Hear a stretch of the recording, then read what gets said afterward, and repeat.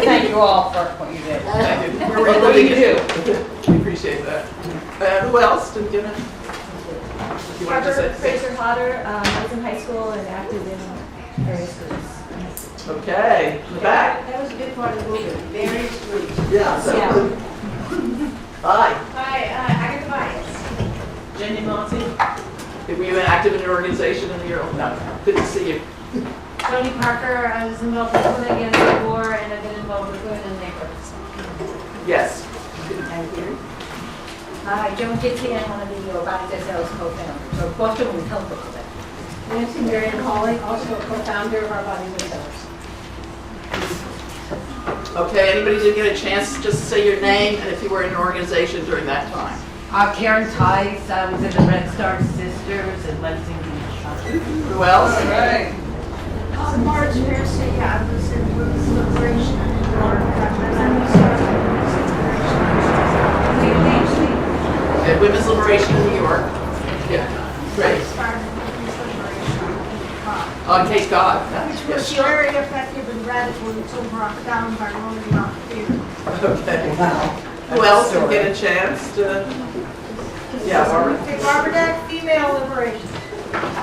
Anybody else? Yeah, just walk in. Mary Lou Greenberg, I was in San Francisco Bay Area and began a group called Liberation Women's Union that connected women's liberation with the working class movement and with the revolutionary movement. Anybody else? Great. Well, thanks for coming here. It's There's two other people. Okay. Go ahead. Yeah. Thanks. Whoever grassroots group of second-class citizens in Champaign, Urbana, Illinois, trying to get the ERA. Anybody else? Barbara. Well, I worked for Sojourner for a long time. Oh, Sojourner, the women's church. Yeah. Is that it? Okay. Thank you. Your name and. Mean our credentials? No. You're just introducing each Well, I heard other. everybody giving credentials. No. Organizations. We're not. Okay. We're going to stop at this one. Okay. I'm going to begin now. That's great. Thank you. And it's wonderful to hear just even the beginnings of the women that were there then and the women who came to find out about the women who were there then. What I want to do, and if it's okay, I'm going to change this a little bit by just saying the names, unless you want to say it. I'd like to actually introduce each person before they speak. I think people remember better who you are when that happens. So, Judy, you want to start with your name and even a sentence about yourself, and then I'll give the longer description. Okay, my name is Judy Gumbo Albert. The sentence about me is that I have been a lifelong advocate for women's liberation. I began, I'm trying to make it short. I'll give you a longer introduction. All right. And so after my career as an activist and essentially a traveler for women's liberation and the Yippies, which were a countercultural group who organized protests That's three at sentences. the Democratic Convention, I spent the majority of my professional career working as VP of Development for Planned Parenthood. And I'm very proud of that. Okay, Roberta. Yeah, I'm Roberta Salper, and I guess the most important thing for this audience is that I was the first full-time faculty member in the first women's studies program in the country in San Diego State, 1970-71. And that was, that's my sentence. Okay, and then I'll tell you the story before and after.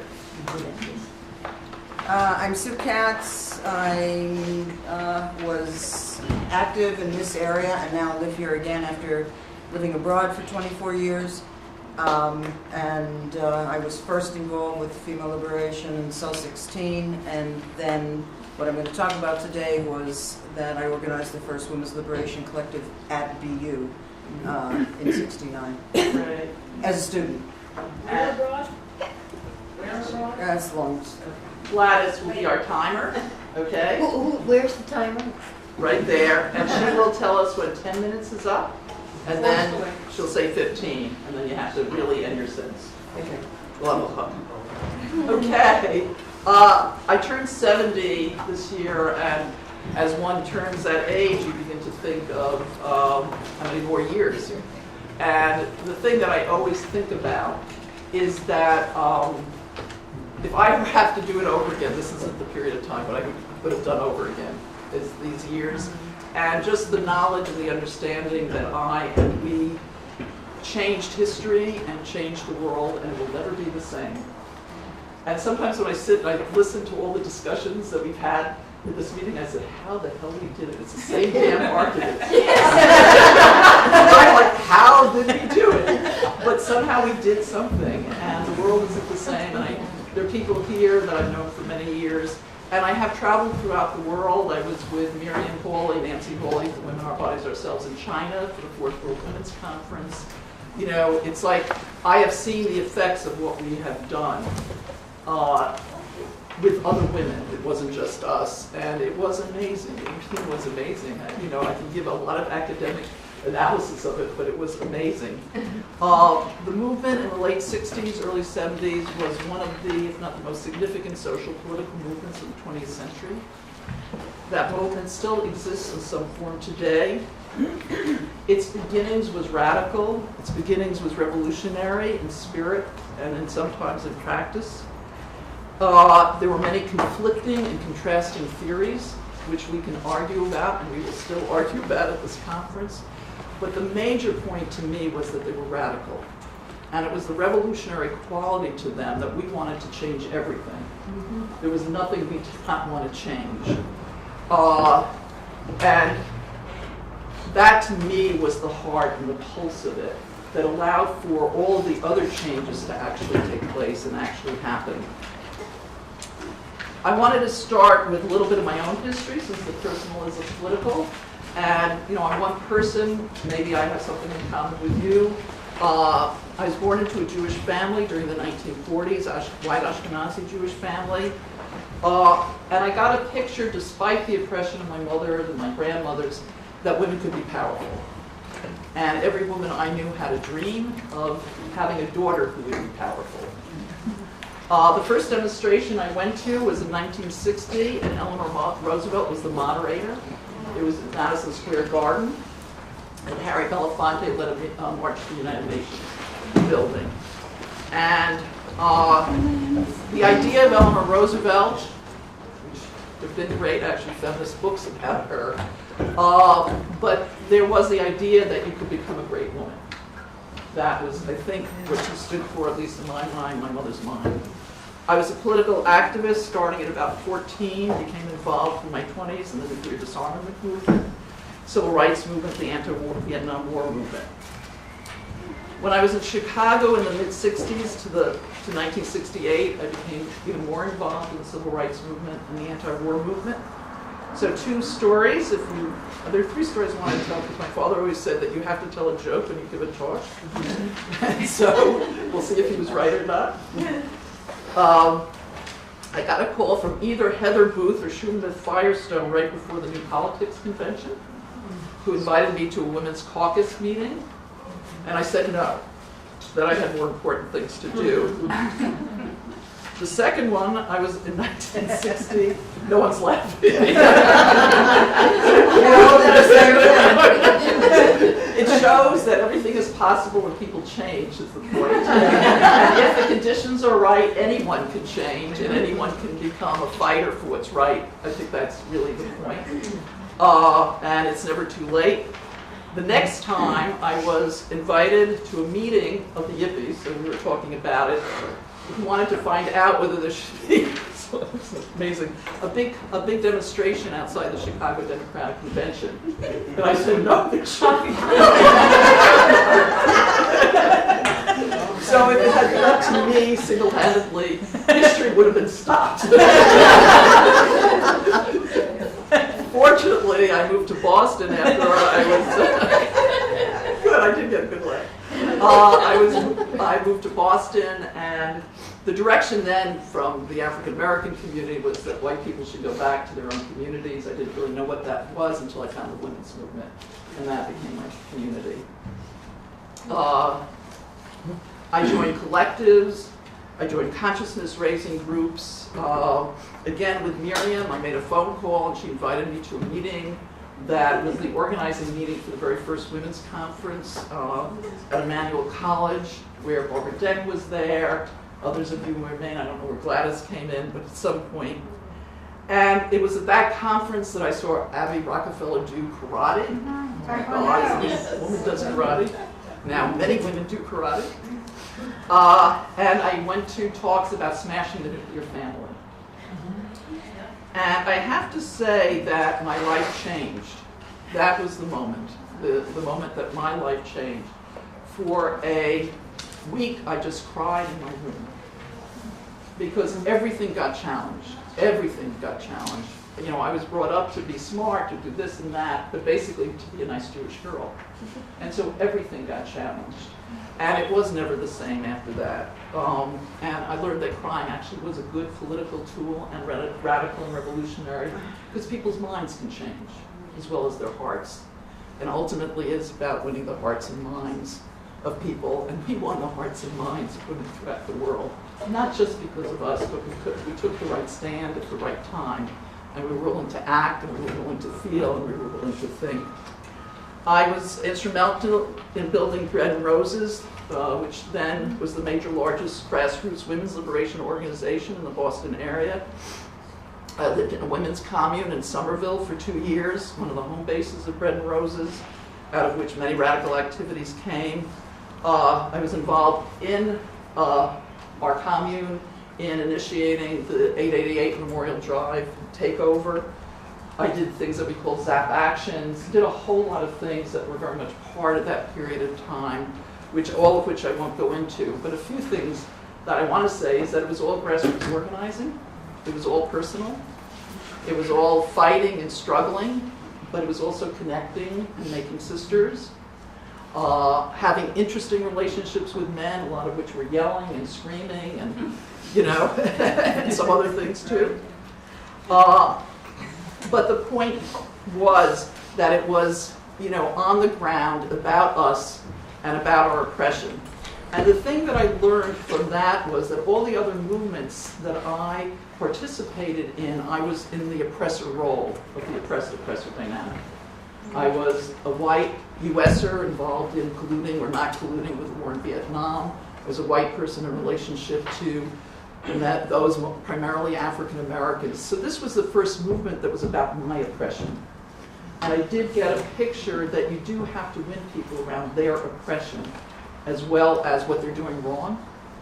And that you have to look at both. You can't just look at one or the other. And that the fight around sexism became the major battle in my life at that point in time. And it has actually remained a major battle in my life. Not to shortchange any of the other battles, which are equally important. There are many things that I could say about what happened afterwards when I was trying to figure out things. Built a women's lobby, I went to graduate school, I traveled around the world through a peer counseling system doing women's workshops, I went to Beijing, I went to Nairobi, I worked in electoral politics and all of that, but my heart always stayed with the women's liberation movement, and it also remained with a belief and an understanding that we could not survive as a planet unless capitalism ended, unless greed ended, and that I was a part of something bigger, and I remain part of something bigger, regardless of whether it's an exciting moment or not an exciting moment. I know what it meant from that period of time to take a political stand. Does anybody have a tissue? I do. Thank you. I'd like to just share, how much time do I have? You have 7 minutes. Oh, good. Okay. What I think was central about the women's liberation movement, what we did that was good, and what was important about it, and why it was a revolutionary movement for change. The first and foremost thing is that it was a movement about sexism. And actually the term developed during that period of time. I Googled it and it started somehow in the 60s. Today this term that you could hear throughout the world actually was developed then. It was developed by us. It wasn't just about so-called gender equality or women's rights, although that could be included. It was about the systematic oppression of women and the domination of men in the context of an oppressive society. And that the fight was about sexism, and that was an important battle. For some of us, it was the battle. For others, it was an important battle in relationship to other battles, and I won't get into that argument. But the point is that it became center stage, and that was very, very critical. And it became center stage for many, many groups of women. And I think the second thing that we did was that we were able, with other countries, to spread the importance of that battle throughout the world. In 1985, I went to the third UN conference in Nairobi, Kenya, the first Women's Liberation Conference ever in Africa. Only a minority of us were from the US. The majority of people were Black Africans, and I would sit with women. We were singing songs about women's liberation in Swahili and English. And I would sit there crying with sisters from African nation. And I thought to myself, oh my God, 15 years ago we were talking about our sex lives in a dingy apartment in Cambridge. No insult to anybody's apartment. And, you know, like, where was she? And we would talk to each other. We could speak the same language. We could tell stories to each other about our oppression as females. And that, to me, spoke to the other thing that this movement did, was that it spread the word. It spread the word, so it is throughout the world. And I remember when the last incarnation of the Egyptian, what they thought was going to be a revolution, people were on Facebook, where are the women? Where are the women? And it was like everything stopped on Facebook for 2 days until the women's faces of Egyptian women came to the fore. We helped make that happen. Other things. 5 minutes for me. Thank you. Other things that we did was that we created new ways of organizing, that we understood more than any other movement, I think, ever, about personal connections. I've been organized at this conference with people who are yelling at me, and they may be right in what they're yelling, but the point is I can yell too, and I can yell back. But unless we get connected to each other personally, nothing's going to happen, no matter how good your cause is. I learned that from the kinds of relationships that I built then and how important relationships are. And we are all here because we love a lot of women who came to this conference, and it's 40 years later. And the younger women, you should be so lucky. And hopefully you will be. We also created the possibility with reforms. I could go through the list of the numbers of reforms that all had radical roots to them that we made happen, from midwifery to abortion to violence against women to pay equity to a whole lot of other things internationally. Laws now that are being passed against female genital mutilation, and that was a very big debate for a long period of time among nations of different groups. We were part of liberation and revolutionary movements throughout the world, because it was a revolutionary period of time, and that's something that is worth talking about and explaining. One story that I will say was that somewhere in the 70s I met with a woman from Latin America who was in Cuba, and they had the policy of postponing the struggle against sexism until the other battles were won. And a lot of Latina sisters that I knew at that time said they did many things right that we couldn't even hold a candle to, but the one thing that we were right about is never postpone the battle on sexism. And that's a big contribution. The last thing that I want to say as a contribution that I think is tremendously important is that we said that women could be organized and be a revolutionary force for change. And there would be no revolution in the world without the women and without women taking major leadership. And that's what we showed during that time. We can't go back in history. It's a new period of time. But you also can't undo what we understood about women's role in society, not just the nature of our oppression, but the inherent power that we have when we are able to unite together despite all our differences. We live in a world now that is filled with crisis. It's sweet for us to reminisce about 40 years ago, but the world is in worse shape than it's ever been. One of the biggest crises is the environmental crisis. And I think without people of color and women in major leadership, that crisis won't be solved. So that I hope we don't leave this conference only thinking of something in the past, or only thinking of some of the nitpicking that we can engage in once we get the opportunity. But we remember the power that we had during that period of time. And this is not just the role of academics. This is the role of people who are activists of all ages to actually claim our power again and find a road to work with allies and carry the message that we had during that period of time, is that we can change absolutely everything, and women should be in the leadership of that. Hear, hear. Yeah. So. Okay, how's time? I have run down through time. So, thank you. And I would afterwards like to hear your thinking and email me, and I would really like to hear it. We don't have long enough for discussion. The next speaker is Roberta Salper. No, excuse me. I have to do it. Judy Gumbo Albert, sorry.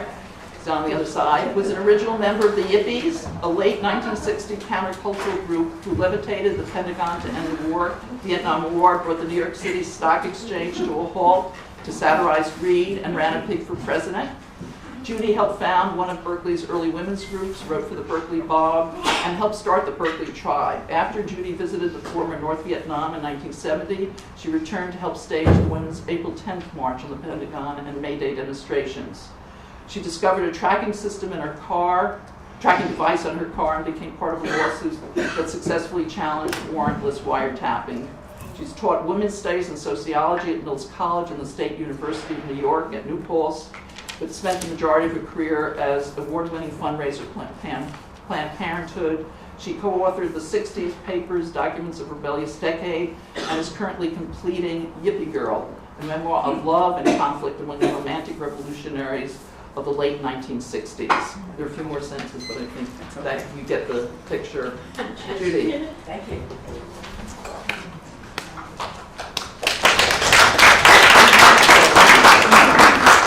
Well, first of all, I want to welcome everyone here. It really does my heart good to see everyone of various generations, nationalities, ethnicities, genders, sexes, and any other words you want to add onto that string. I think it's really important that we're all have an interest in this the decades that we're talking about. And I also want to point out that everyone else on the panel practically appears to be writing a memoir, which is also a good thing, because how else are people going to know exactly what went on? So what I'm going to do is read a little bit from my memoir, and what I hope it will do is give you a sense of what life was like at a very, very specific moment in history, which is the spring of 1969 in Berkeley, California. All right. Can I have the water? Thank you.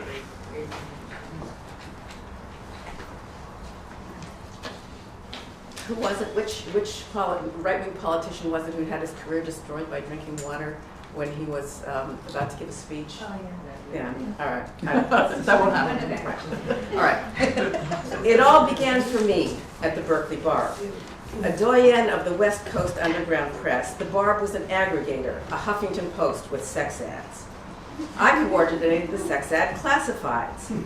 My ads held up the low end of the Barb's revenue stream. The paper's economic engine was powered by full-page display ads for records concert and most often for sex worker services. Big busted broads over 21 looking for easy work with groovy hours and good pay, for men only. Or, from Normandy Massage, the best beaver, shaved and bushy, ever shown. By modern feminist standards, I ought to have been appalled and dismayed at such a blatant exploitation of women's bodies for profit. But this was a pre-feminist moment, and I needed and I liked my job. My boss at the Bar was Max Shear, the paper's rotund editor and publisher. With hair combed over a balding head, a scraggly black beard, and wire-rimmed glasses, Max looked like a Hasidic Jew gone rogue. Office gossip had it that the Barb generated a profit of $300,000 a year. 2 times out of 3, a picture of a naked woman appeared on the Barb's front cover, in accordance with Max's mantra, tits above the fold, that's how you sell papers. Contradictory images of women stay with me from the Barb days. I admired R. Crumb's comic book heroine, Lenore Goldberg, with her muscular thighs, dark wavy hair, big breasts, and black leather stomping boots. Lenore, leader of the Girl Commandos, possessed powers that I envied. She could karate chop a beef hairy cop pow on the chin while shouting, "Join the world family revolution or die." I also carry with me an image of Jane Shear. Everyone called Jane Max's wife, although they never married. On Wednesday nights, one staff person would drive the Barb to a printing plant in San Francisco. The rest of us descended on Jane and Max's two-story house on Oregon Street. On its porch, a torn blue vinyl backseat of a car sat between white Corinthian columns like a southern plantation gone to seed. Jane's kitchen looked as if a truck had dumped detritus there. Mail, yellowed newspapers, paper bags, photographs, and an army of bottles, beer, molasses, vinegar, soy, and hot sauce, marched next to a thrift store of cups and plates. I grew accustomed to seeing Jane bent over her ancient white kitchen stove, her brown hair stringy from steam that belched up from pots of boiling water. One Wednesday, I asked Jane, "Don't you mind doing all this cooking, I mean?" Jane brushed beads of sweat from her forehead. She spoke so softly I could barely hear her. "No, not really. It makes me feel useful." Jane had no income of her own. Rumor had it Max did not give Jane money to buy food for weekly Barb staff meals. Jane revealed to me decades later that she skimmed nickels, dimes, and quarters from the cash receivables Max had her deposit into the Barb's account. She told me it was never a good idea to ask Max for money because he would say no, then call me stupid or a cunt. The FBI, in their files that I have received, reported, subject, that's me, is now residing as a paramour of Stuart Albert at 2917 Ashby Avenue, Berkeley, California. This house is frequented by members of the Black Panther Party, BPP, and white radicals, including Thomas Hayden, who is currently awaiting trial re offenses occurred during the 1968 Democratic National Convention in Chicago. Ann Wiles, who the FBI would have labeled Tom Hayden's paramour, was a tall, blonde native Californian. I was a short, dark-haired East Coast Jew. Anne considered herself a serious revolutionary. I was a yippie. Still, Anne and I shared a friendship based on our passion to confront injustice, however we chose to define it. We sat one afternoon in the living room of the Ashby house, engaged in what some today might call team building, which we called movement building. From Anne's stack of magazines, we cut out images of women with bouffant hairdos who posed in aprons in front of kitchen sinks or modeled bikinis as a come-on to fancy cars. Such symbols of subservience demanded action. We would challenge traditional roles and revolutionize our lives. Ours would be no invitation to a bridal shower. It was an invitation to a women's liberation meeting. Many of the 15 women in my group were, like Jane, members of the Barb staff, or like Anne and me, also in relationships with a heavy, a 1970s word for homegrown male leaders or celebrities. Anne started our first meeting by saying that she hated images of women that, just as today, infantilize us and turn us into sex objects. Alta, who's here, a poet who published on her own imprint, a rarity in those days, attacked any word that denigrated women as offensive to her sensibilities. I hate the word chick. A chick is a baby chicken, and a bitch is just a dog. I won't let Simon call me an old lady either. Are we anything more than well-off domestic servants? Asked Diane Lipton, who defined herself in terms of her relationship to the Barb's film critic, her husband, who had achieved his 15 minutes by writing the words to Puff the Magic Dragon, a Peter, Paul, and Mary song.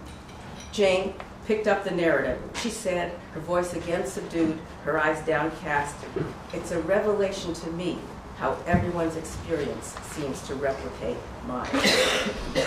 Knowing Jane's situation, I needed to deny any similarity between the way my paramour, Stu Albert, treated me and Max did Jane. I had yet to make my own the phrase "the personal is political," with which Carol Hainish would revolutionize the women's movement that same spring of 1969. Our group met every week. We were the militants, not just consciousness raising for us, not just sitting around in circles venting feelings. We'd organize a march for women's liberation, beginning at Sproul Plaza. We'd demand the impossible, equality and freedom for women. I'm proud to say I came of age in the macho heterosexist end of the protest movement, before the phrase male identified had entered our feminist vocabulary, which meant that by the spring of 1969, I found myself swimming in a sea of freedom struggles for Vietnamese independence, for the liberation of African Americans and all people of color, for 8 male Chicago conspiracy defendants, but not as yet for me. Then Bobby Seale, chairman of the Black Panther Party, asked me to give a speech on May 1st, the workers' holiday of May Day, at a Free Huey rally in San Francisco. By then, I considered myself an expert on the topic of women's freedom. At the rally, Stu stood 20 feet behind me, pretending to be my bodyguard, along with Big Man, a Black Panther whose muscular, oversized torso gave him his name. Just as I opened my mouth, I heard Stu's voice together with Big Man's bellow, "Gumbo, Gumbo." Against my better judgment, I turned my back to my audience of 10,000 and shouted, "What the fuck do you want?" "Do you know what you're going to say?" they asked. The genuine yet patronizing concern in Stu's and Big Man's tone reaffirmed the righteousness of my cause. I yelled back, "Shut up, you idiots. Shut up and listen." Then, as if I was combining Lenore Goldberg, Janis Joplin, and a Barb sex ad, I kissed the mic as if it was a penis and began.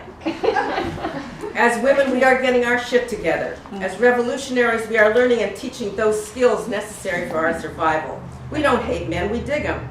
But when men continue to oppress us, then they are part of the enemy.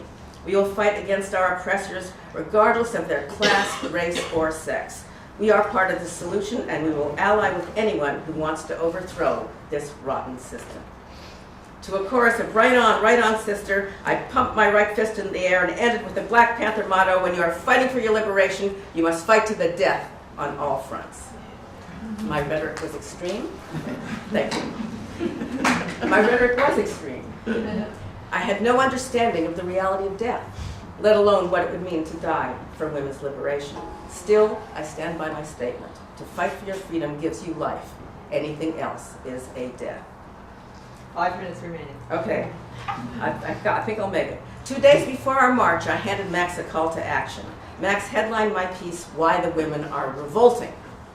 I, like Queen Victoria, was not amused. If I'd been familiar with the phrase passive-aggressive, I would have used it to call Max out.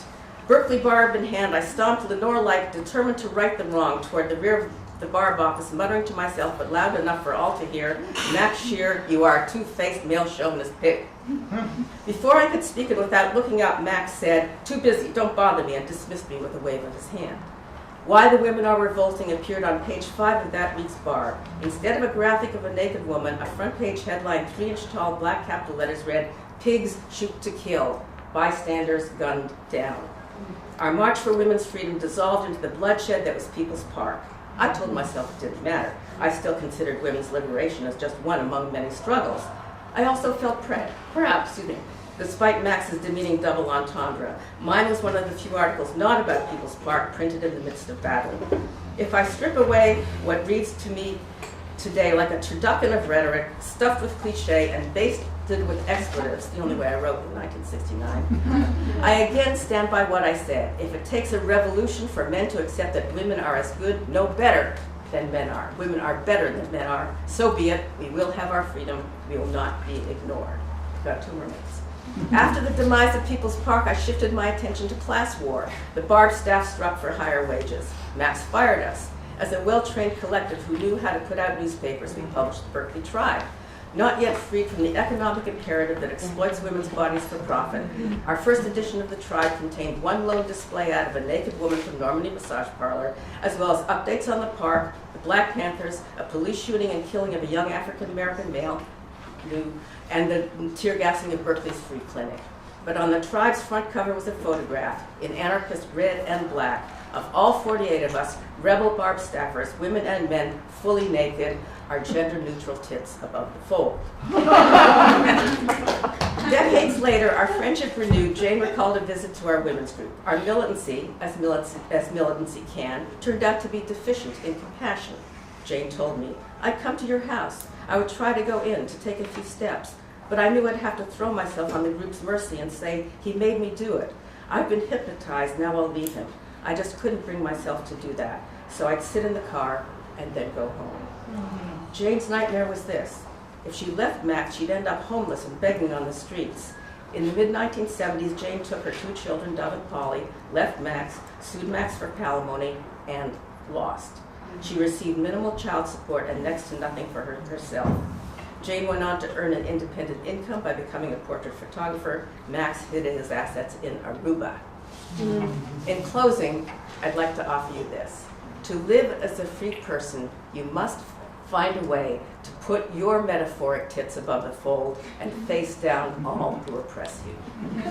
As Jane did, as Anne did, as did every member of our women's group. For me, it took 6 more months. Thank you.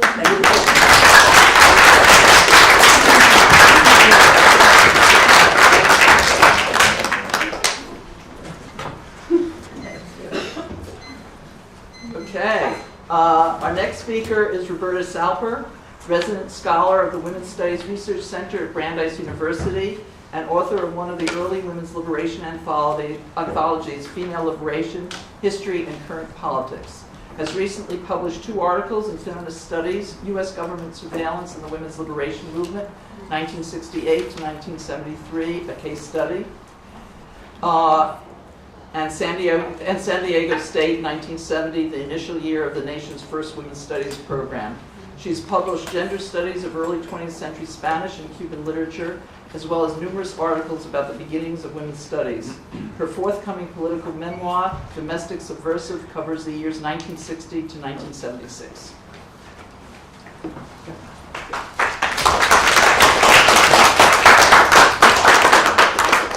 Okay, here's the press release. It's coming out in a month, okay? It's called a Domestic Subversive, a Feminist Take on the Left, 1960 to 1976. Okay. There are histories of women's liberation movement and histories of the New Left. For me, as for many at this conference, they are inextricably linked. An early example is the beginning of women's studies, 1969-70. As been said a couple of times, in spring 1970, I was hired for a 1-year position as the distinguished visiting professor. It was the only way they could get it funded. I was 28. And first and only full-time faculty member in this brand new thing, a full-fledged women's studies program at San Diego State, now university. I had given the first women's studies class at the University of Pittsburgh that year also.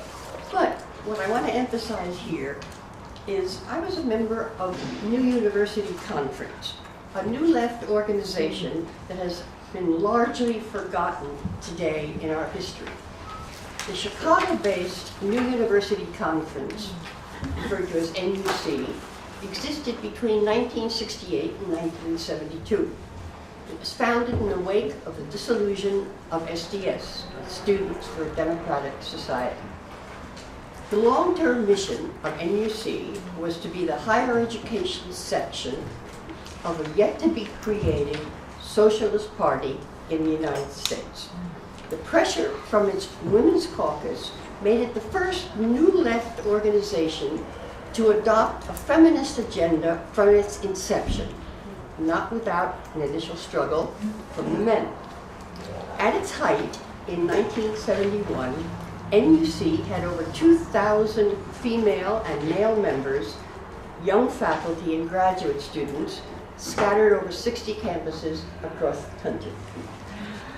Members of the Women's Caucus of NUC, such as Naomi Weinstein, Lillian Robinson, Florence Howe, Marlene Dixon, Martha DeCinas, Elaine Rubin, Kate Ellis, and on, were among the founders of Women's Studies and its initial vision.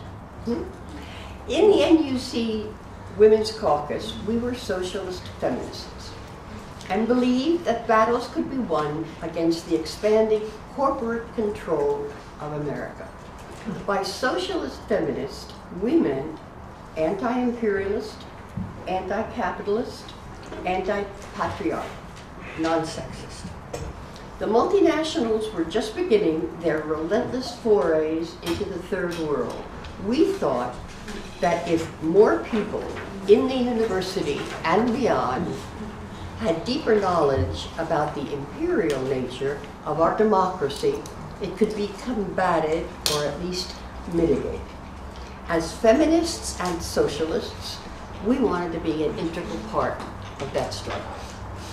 Members of the NUC Women's Caucus who taught early women's studies courses in 1970 and 71, didn't want just isolated, albeit important, reforms like equal pay for female faculty, control of the curricula, and access to administrative power.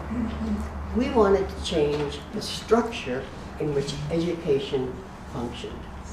For that, we had to campaign against corporate control of higher education. That fight was at the crux of the struggles that took place during the first year of the first Women's Studies program at San Diego.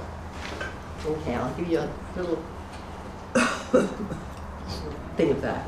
Okay, when the program, before I went to San Diego, when it was conceived in spring 1970, a 19-year-old undergraduate woman, Carol Rowell, an extraordinary organizer, she and Joyce Nauer, English instructor, coordinated the local women's liberation group, and they developed a program, a 7-pronged program for a women's studies and women's center.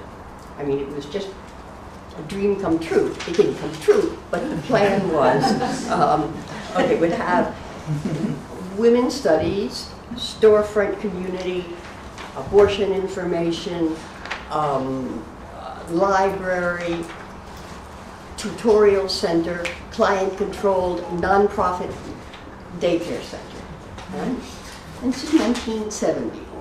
All the components would be responsible, and here came the trouble, to all of them, to a central coordinating committee be chaired by the coordinator of the center, who would also be responsible for fundraising.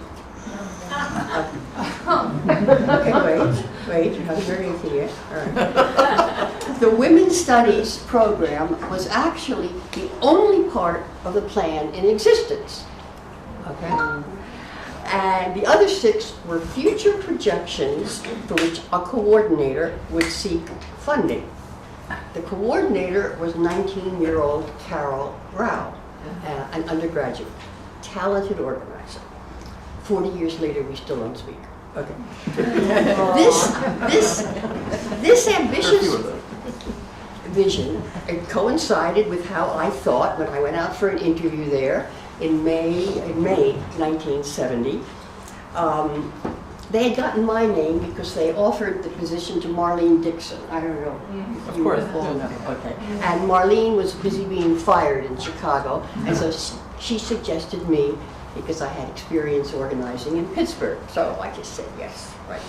And then I went and met the students. Okay, the interesting thing, and Carol Rowell and Joyce Nauer, all the undergraduates were from California. I mean, it's San Diego State at that point, right? Carla Kirkwood, still a friend, was a key figure, an undergraduate. And several years ago, she recalled that many of the women had been very active in students, SDS, Students for Democratic Society, student strike. They had a student strike in spring 1970. I'm going to give you a couple of her lines.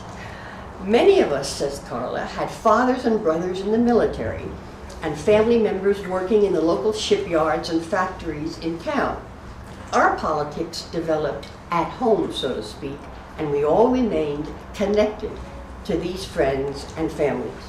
We stayed home to go to school. It was an interesting political canvas for those of us from here. When we talked about community, it was a material reality that we were in touch with every day. And that was a major factor. That was a big deal. Okay? Now, when I got there, mind you, I'm 28, 29, but we all believed everything was possible. But I did see that the success of the program was contingent on one fundamental question. Can women run their own independent program within an institutional setting? I was not sure, but I was willing to take the gamble. Okay, I'll never forget when I arrived there, late August. I arrived a little late, and I walked in to a Women's Studies Committee meeting. Can you speak a little bit louder? Sure, of course. Thank you. Into a Women's Studies, Women's Studies Committee meeting. The gathering was held in a large beige stucco classroom. This is Southern California. Filled to the brim by more than 50 young women. Most were dressed in shorts, t-shirts, sandals, or flip-flops. Flip-flops, there we go. No jewelry, no makeup. All of a sudden, I'm greeted by a blast of, no, I fell into it. They weren't greeting me. A blast of angry voices.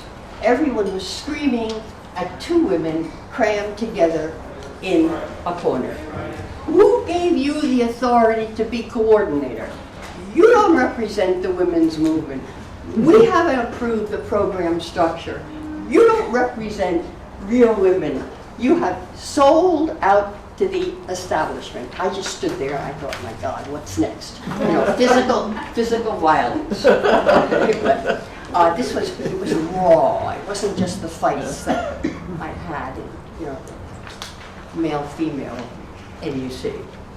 Okay, this was why those women were so upset. How am I doing time-wise? We have about 5 minutes left. Okay, over the summer, and unbeknownst to just about everyone else on the Women's Studies Committee, Carol Rowell had spoken with the dean and Dean Warren Carrier. Okay. She had accepted Carol had accepted a $12,000 grant from the San Diego State Foundation, which was nominally nonprofit, but among some of the folks that gave money to this foundation was Standard Oil. Okay, Carol was hired for a year, and she was to receive $6,000, and the rest would go for secretarial staff support. Okay, nobody else knew about that.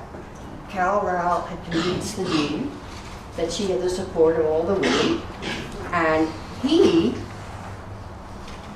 saw a way, Warren Carrier, to have the first women, he's smart enough to know, he had the first women's studies program in the country. They had dragged out a Harvard PhD, okay, because he thought that's going to clean up the crazy women, or he didn't know that we would all get along. And then the money, he didn't have to take the money out of his soft funds, and he would be able to have this huge, big, new discipline to his credit, okay? We didn't let him because we didn't want the money from the foundation. I don't have time to read the quotes from the Ford Foundation. Ford Foundation gave the money to this foundation. Ford Foundation in 1968 had an annual report, which is really stunning, about controlling student activism. And their main goal, which I quote from, their main goal was to put a wedge, it's just written there in their annual report, between the community and the academic world. No link. Okay? And we got that. Ramparts magazine did an expose. Everybody's old enough to know that. Oh my goodness. Okay. So,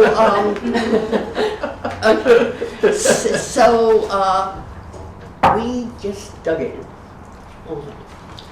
I lived on, I smoked then. I smoked a great deal, lived on aspirin, and I mean, it was, every day was a crisis, but also, you know, we were changing the world. Okay. So, what happened was that the Women's Studies program, the only element existing and the other 6 that we would now call them viral components that Carol was supposed to raise money for, we disassociated ourselves from her center because she refused to be responsible to the Women's Studies Board, accountable to a board that we elected of students and some faculty. 1 minute. Okay, she would be responsible to the dean, who was responsible to the foundation. Okay, so we broke up. The Women's Studies program has been successful for over 40 years, and Carol, to her credit, got this center going on private money in downtown. I mean, the other components. But Ford would never give money to the Women's Studies program. We ensured that. And, okay, that's what, but she did raise money and did everything except the academic component off. Okay. Now, in the word used by lessons by Roz Baxendall and Linda Gordon, modernization of women's role has taken place in academia, as it has in varying degrees globally. But it is a modernization compatible with patriarchal capitalism. Hester Eisenstein talks about this. In spite of all our achievements, and they were big achievements in San Diego, and we have a great deal of work left to do.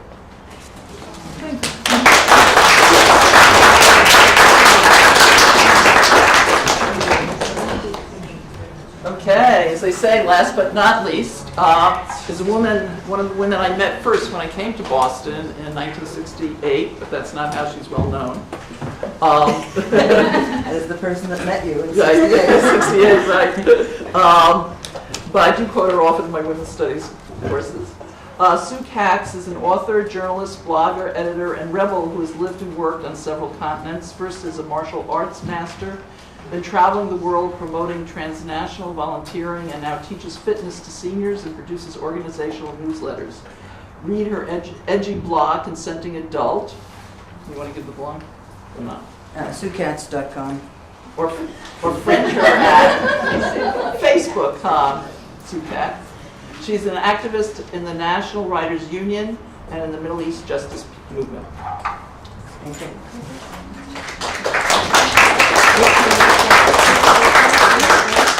I just, if you don't mind, I want to get a picture of you all. I'm going to have pictures of me, but not Ellen DeGeneres. None of my friends will believe that I am speaking at an academic conference.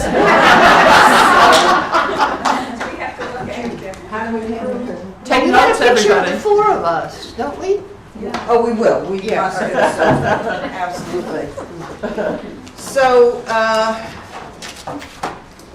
thanks to everybody for coming. What a huge crowd. Filled up all the chairs. There's another chair down here for anybody that's like sick of sitting on the steps over there. So my story. I left a dying Pittsburgh, Pennsylvania in 1965 at the age of 17 with a full scholarship in hand and arrived at BU to study. And I had had a really terrible senior year in high school because my girlfriend of 2 years and I got caught, and it was a nightmare. This is 5 or 6 years before Stonewall. We suffered severe punishments. She almost succeeded in killing herself, and I was subjected to forced therapy with a pig whose only questions week after week were, and what did you do to her? And what did she do to you? So here I was, 17, free, came to BU, only to find out that women were expelled for wearing pants, that you were not permitted to wear slacks, even in the common room of your dorm. And the only exception was if you had a date with a guy with a motorcycle, and the house mother was there to see him pull up with the motorcycle and said, okay, then you can go and change into pants. And that's not all. The weekday curfew was 10 o'clock at night, and weekend was 12 o'clock at night, unless you had a note from a relative. And of course, the men had no restrictions on them at all. Now this changed the next year and changed even more the year after that. We saw to it, but that was what I came into. I was already politically active because having been too young to be accepted as a freedom rider, we started our own little civil rights group in a very segregated Pittsburgh in like 61, 62 in high school. So I got very involved in anti-racist work and then anti-war work in Boston. And in fact, after 3 years as a student, after my junior year, I took a year off to work full-time for the New England Resistance. Now, the New England Resistance was in Boston, the kind of big left organization. What SDS was in other campuses and other city college towns, the New England Resistance was here. But that really didn't work out all that well for me, and not the least because there was a split between the communists and the anarchists, and I was a member of the IWW. I was in the losing side. But when I was in the New England Resistance, which was, you know, the usual, the women made the coffee and did the mimeograph and stuff, I had some other roles, including doing security. I've always done security in the left. And I have an hysterical picture of me about this big on a rise at Boston Commons with 250,000 people in front of me. And I'm holding a walkie-talkie about the size of my thigh. And behind me is a line of Black Panthers, which is why we had so many people, because they had come to visit from California, and I was coordinating their security. Yeah. Luckily, thanks for that, Jacoby. Luckily, I was saved by Roxanne Dunbar, who was here, who was the person who brought these ideas, bore these ideas to life, turned me on to them, took me in, helped me straighten out my life, and I became a feminist. Now, her panel on Cell 16 is unmissable, and that's tomorrow, isn't it? Tomorrow morning Tomorrow morning. in the base. In the base. Okay, so I returned to BU that September. And with a couple other women, we organized the very first Women's Liberation Collective. And we sort of eventually moved into a commune together, and we stumbled through the wrenching and illuminating process that eventually became known as consciousness raising. And you know, suddenly we could group together, I could group together my tormentors and give them a name, like Dickhead. And suddenly, like I wasn't to blame, suddenly I wasn't alone. I wasn't the only one who had been raped. I wasn't the only one who had been belittled. You know, the intimacy of those times, of those collectives, the joy and the pain, as our picture of reality came into a very anguished focus, was a level of human sensation that I have never experienced since. You know, we talked about the first time we got our period, the first time we got laid, if we ever had, about the differences between our options and our brother's options. And we talked about, for some of us, the betrayal, and for others, the elation of becoming gendered, which for me was a terrible crisis in my life when I became physically gendered. You know, one of the things that isn't, there's a lot of stuff that isn't talked about. Class and lesbians are like really missing from all the discussions I've been in so far in this conference, but also mental health. There were a lot of breakdowns during that period, if people recall, because you're dredging up shit you just really didn't want to think about and you had no means of thinking about. Now you were going to think about it, had mental breakdowns, and that also helped me, you know, with my class understanding, because one of them went to McLean's, which was a kind of country club mental health for rock star and one percenters, and the other went to a state hospital here and did the Stelazine shuffle till we got her out of there. So, you know, throughout we struggled to create a language in which to bring to the public all these revelations that we were happening. One night, like, we were up really having a brainstorm really late, very stoned, and we came up with the word sexism, which could parallel the word racism. We're so excited that we ran out there, just finished building this new building at 700 Commonwealth Ave.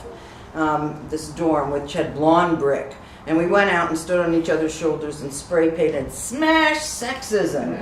And that was about 3 in the morning. At 6 in the morning, it was gone. They had painted it over white. And the newspaper had this kind of unwitting article about the vandals who wrote something perverted on the coat. When I was putting this together, I Googled the word sexism because I thought, did we come up with the word sexism? And I found 2 references to it, one in 1965 and one in 1969. Both of them in academic settings we would have known nothing about. And I think it just goes to show that words come to life when you really need them. That's my experience as a writer anyway. So interest in women's liberation was explosive here at BU. And everybody was like started to come to us and say, we want to be in the collective too, we want to be in the, and we couldn't. So we did a kind of matching service, and we'd get like 10 names of 10 women that wanted to be in a collective. We'd get them together in Sherman Student Union around the table with a few of us. We'd explain what we were doing, we'd tell them, you know, how to do it, and send them off. And we did this again and again and again. And in one academic year, if there were 7, there were probably 9 collectives, and it's the only time in my life where I've had offspring. So I was really pleased. We suggested to each of them to take a project and have a project to work on together because that would help codify the collective. And we had a project. I was, thanks to Roxanne, well into the martial arts, and I was teaching my sisters in the collective about the martial arts. I went on to have a 20-year career as a martial arts master, but we decided that the project we would have is offering to facilitate revenge for BU women that had been raped. And that would take whatever form she asked for, and I could give you examples, but I don't have time in my 15 minutes, so ask me on the QRA or catch me afterwards or whatever. You have to understand that rape at that time, you did not go to the police. That was like getting assaulted again. There was no sympathy. Rape was your fault. You shouldn't have been out at that time. You shouldn't have been wearing what you're wearing. You certainly shouldn't have had that drink. And in fact, it was like that until Gladys Magid did a really groundbreaking study of gender bias in the Massachusetts criminal justice system, a study that was then replicated throughout the country, maybe throughout the world, and changed everything for women in the way in which rape was dealt with. And thank you, Gladys, for your work. It was a very discombobulating time for me because as a working class woman, I had a full scholarship, but I had to support myself. So first couple years in school, I worked as a French fry girl on Commonwealth Avenue at a hamburger joint before the hegemony of McDonald's. But at 99 cents an hour, it was a lot of hours. So I became a topless dancer, first in Brighton and then in the combat zone. And I'd go home with $20 or $25 cash in hand every night, and that was some money. But at the same time, I'm sitting around with my collective envisioning a feminist future. So it was 5 minutes? Okay, so later that year was a big, big moment, and that was the 1970 International Women's Day March, which everybody talks about New York, but Boston was right there. We were always in touch with the women in New York. We were always planning to do it in both cities. We had secret meetings, a couple women from each collective, where it took us many, many meetings till we actually said the word lesbian. I remember the first time I said the word lesbian. I will never forget it in my life, what that feeling was. In a basement, in a meeting. And Betty Friedan said we will not be cowed by that lavender menace, so we dyed all of our clothes lavender. And when it came time for the International Women's Day March in 1970, we donned lavender from head to foot. Some of us dropped acid, some of us didn't. And we went out and we came out for the very first time and marched in that march. We were not well received. And people asked us to go to the back of the line, and people in our own collectives were very freaked out that we had been doing this secret thing and not told them, and freaked out that we were dykes, and really my collective never recovered. But the following year, I was part of a new collective that I helped form of working class lesbians. The collective was called Stick It in the Wall Motherfucker Collective. And our first project was that we produced calling cards, and we gave them out to like any women that wanted them, and you would carry them around with you, and when any man would speak to you on the street or, you know, whatever, you'd kind of smile and say, "Here, have my card." You give it to them, and the card said, "This card has been treated with a chemical. 1 hour after you touch it, your balls will begin to shrivel." So Boston was a town that was very, very resistant to class. In the feminist movement in Boston, very resistant to talking about class. And in particular, people were resistant to listening to me and said, "You're not working class, you're not working class." It was like constantly. And I couldn't understand why other women in the collective weren't being challenged and I was being challenged just around my very identity and background. And then my old friend Diane Balser said to me, "It's because you're Jewish." And she really helped me make connections around my own ethnicity and race and class and gender. And I really appreciate that. Our main project was a newspaper, if not the first, one of the very first queer newspapers. It was called Lavender Vision. On this side, it was us, our collective. On the other side, it was a group called the Radical Fairies, which was a group of working class gay men. You remember them? Wow. And they did the other side, and we pulled our money, and we did everything. And it was interesting to me to hear people saying today that nobody was doing any writing. My article, Smash Phallic Imperialism, was reproduced in a number of but you know, it's not academic writing, so it's it doesn't count. Our collective was very involved in the takeover of 888 Memorial Drive, and I hope you're going to see tonight Left on Pearl, which is a fabulous movie. We have some of the movie makers here. And several people from Stick in the Wall Motherfucker Collective are interviewed in it. I went on to have a career as a martial artist, and then I traveled the world for a job. I'm a writer. I have a book of short stories about the love lives of elders. I mean people in their 80s plus, that is coming out in a month, called Lillian's Last Affair. I've been doing it all these years, and I'm 66. I'm looking for a collective that wants to continue to kick ass, and let me know if you hear of anything, and thank you so much for letting me speak here.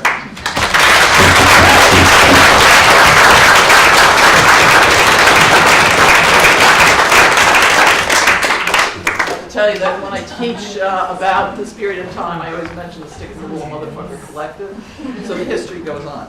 Okay, what time is it? Quarter after three. We have 15 minutes, so if people will allow me to do something to help facilitate, give me that right to be a heavy. Thank you. But you weren't in the women's movement.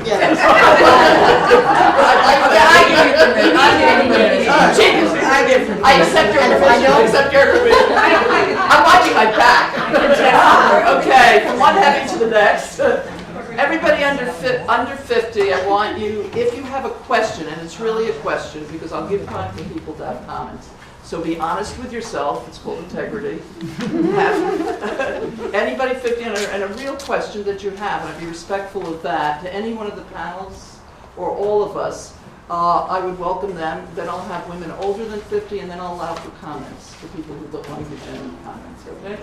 So 50 and under, do you have a question? And Gladys, let's say, how many 50 and under have questions? Okay, 2.